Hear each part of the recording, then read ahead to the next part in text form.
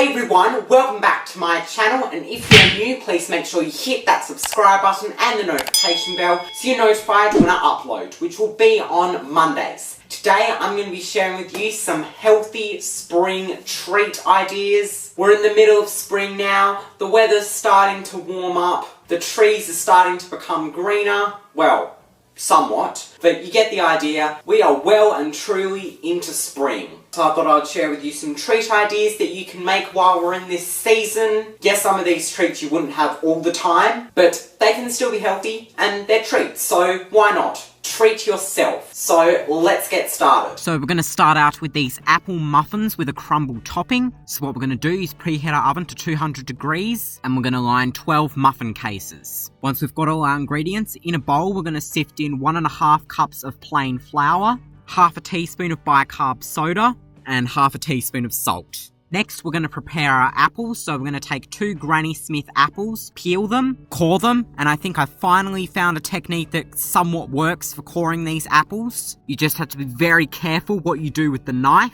But what I'm trying to do is cut the apple in half, cut it into quarters, and then slice under the core. If your knife's sharp enough and you're very careful, you should be able to get the core off, but please be careful. So I'm doing this the best that I can. I'm not great at it, but it's a much better improvement than what I've been previously doing. And once we've done that and we've got some apple to work with, we're just going to roughly chop it just into small little chunks, and then we're going to stir it all in with the dry ingredients. And then to the dry ingredients, I'm going to add half a teaspoon of cinnamon. We're going to stir this all around and make sure that the apples are well coated in the flour mixture. And then next, in a separate bowl, I'm going to add in 1/4 cup of mayonnaise. You might think this is weird, but just trust the process, okay? And then I'm going to add in 1/4 cup of stevia. We're going to give this a little whisk, and then one at a time, I'm going to add 2 eggs and whisk them in until the mixture's creamy. I'm going to add half a teaspoon of vanilla essence and just give the mixture another whisk. We're going to add the dry ingredients to the wet ingredients, and then add another 1/4 cup of mayonnaise as I realised that the mixture would be too dry, and then also 1/4 cup of milk. And then I'm going to add in half a cup of slivered almonds and just fold them in until they're evenly mixed throughout the mixture. Now we're going to make our crumble. So first we're going to measure out 30 grams of butter, then we're going to add 2 tablespoons of self-raising flour, a tablespoon of coconut, and a tablespoon of brown sugar, and we're going to rub the butter into that mixture using our fingertips. And we want to be sure that we don't squash the butter and flour together, which I don't think I did a good job at preventing, but you got to work with what you got. And then I'm going to add in a tablespoon of rolled oats to the crumble and just mix it around.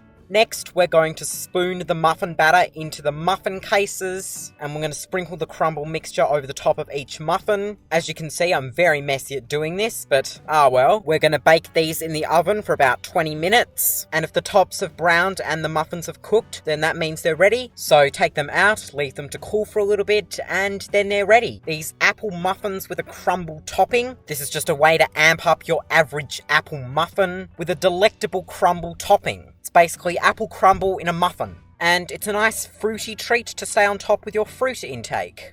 Now we're going to make these crumbly ginger honey biscuits, because as you can see, they turned out quite crumbly, but that's okay. But what we're going to do is preheat our oven to 190 degrees, and then get out a tray and line it with some baking paper, and then we're going to take a saucepan and measure out 125 grams of butter, put that on the stove to melt, and then add half a cup of stevia, and we're just going to gently melt all that together. We're then going to work on our dry ingredients. In a bowl, we're going to sift in 2 cups of plain flour, then add 1 teaspoon of bicarb soda and a teaspoon of ground ginger. We're then going to add in 1 egg and the melted butter mixture, and we're going to use the knife to mix that all together to form a dough. Then in a small bowl, we're going to take 2 tablespoons of honey and melt it in the microwave for 1 minute before adding it to the dough and giving the dough a mix again. As you can see, quite crumbly, probably needed a bit more liquid, but hey, that's what makes these biscuits unique. Then we're going to take little bits of the dough and just roll it with our hands into small balls. and place them on the baking tray. If the mixture's less crumbly, this is going to be a whole lot easier to do, but we made it work. Be sure to spread them out decently on the tray. That way if they expand, they won't stick together. And this dough makes 12 biscuits, which would be easy to tell if your mixture's not as crumbly. But once you have got these rolled out as best you can, we're going to place these in the oven and bake them for about 10 minutes, or until they're at least firm and lightly golden on top. We're going to leave them to cool for a little bit before serving them up. And there you have it, these crumbly ginger honey biscuits. Despite them being crumbly, they're actually really tasty. The ginger and honey just adds something to them, as opposed to your typical biscuit. They're delicious and a perfect little treat to make.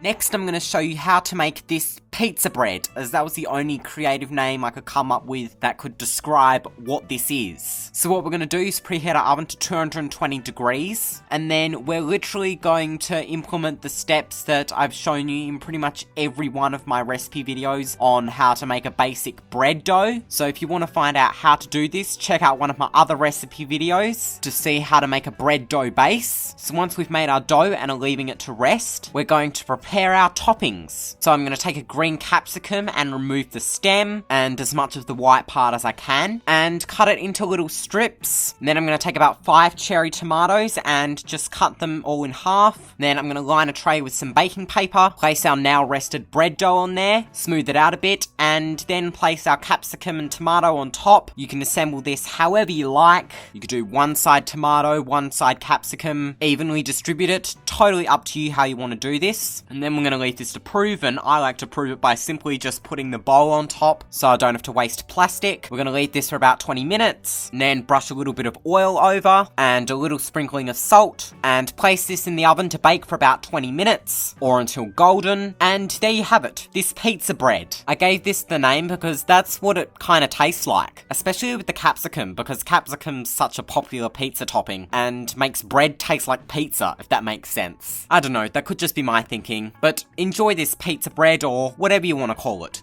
Next, we're making these sweet, sour, salty, and spicy canapés. I believe that's the correct name for these. And it's got all those tastes. So I'm starting off by taking 2 jalapeno chilies and just finely chopping them. Then I'm grabbing a handful of coriander and finely chop that with a herb cutter, which I'm also trying to do with the jalapenos as well, because you don't want these to be too big of chunks. So I did the best that I could, and then I'm just putting all this in a stick blender, because that's all I have. If you have a food processor, use that, because that's going to be so much more efficient. I'm then also putting in a few jarred jalapenos, as well as a 1/4 teaspoon of mustard powder. Then I'm taking half a lemon and squeezing the juice of that into the blender. And so we're going to blend this all together. Once you've blended to the best of your ability, or is like somewhat salsa-like, then we can just set that aside and we'll start working on our canapé base. So we're going to preheat our oven to 180 degrees. I'm going to cut 4 slices of our go-to stone ground sourdough bread. And then we're going to place the slices of bread on a baking tray lined with some baking paper. And then we're going to put the bread slices in the oven just to lightly toast them. I'm going to measure out 100 grams of cottage cheese. I would prefer to have used like regular full-fat cottage cheese, but I actually also needed the cottage cheese for another recipe I was doing. It's for school, which required low-fat cottage cheese. So I had to do bit of multi-purposing here. Then I'm going to take an orange and I'm going to zest it in what would usually be the cheese grater, because I couldn't find our zester. So I'm just zesting it until we get to the white part, and then add that to the cottage cheese. Then adding some salt and pepper for seasoning. Then in a small bowl, I'm going to take some frozen ham, which if you might remember, I said that I got a massive leg of ham after Christmas and we're still finishing it off. So I'm going to defrost that for 1 minute in the microwave. Then I'm going to take a watermelon quarter and just halve it, as that's all we need. So you basically just want to cut the watermelon into like little chunks. As you can tell, I'm not very good at cutting watermelon. It's not really a thing I work with, funnily enough, but just do your best. By this point, our bread should be lightly toasted, so we'll start building them up. So we'll spread them with the cottage cheese and orange zest mixture, and then place the ham on top, depending on how it's cut, and then same with the watermelon slices or chunks, whatever you want to call them, and then to finish off our salsa thing.